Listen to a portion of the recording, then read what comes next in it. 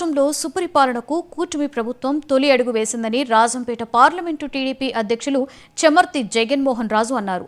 కట్టవారిపల్లిలో సుపరిపాలనలో తొలి అడుగు కార్యక్రమాన్ని ఆయన ప్రారంభించారు. ఈ సందర్భంగా గ్రామస్తులతో మమేకమైన జగన్మోహన్ రాజు ఇంటింటికి తిరుగుతూ ప్రభుత్వ పథకాలను వివరించారు.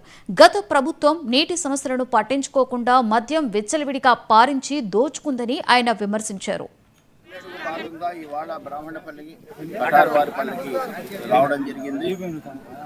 గత పాలనలో నిర్లక్ష్యం చేసి ఈ కటారుపల్లి ప్రాంత వాసులు నీటికి చాలా ఇబ్బందులు పడేవాళ్ళు. చాలా మంది ట్యాంకర్లతో కూడా నీళ్లను తోలుకునేటువంటి పరిస్థితి. ఇక్కడ సుపరిపాలన వచ్చిన తర్వాత ప్రతి ఒక్కరి సమస్యను తీర్చాలన్నటువంటి ఉద్దేశంతో ఇక్కడ బోరు వేయడం జరిగింది.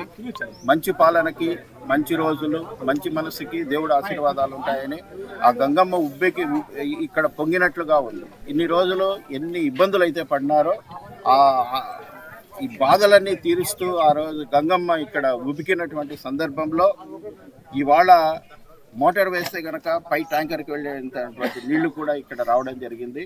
కాబట్టి ప్రజలందరూ కూడా చాలా సంతోషంగా ఉన్నారు.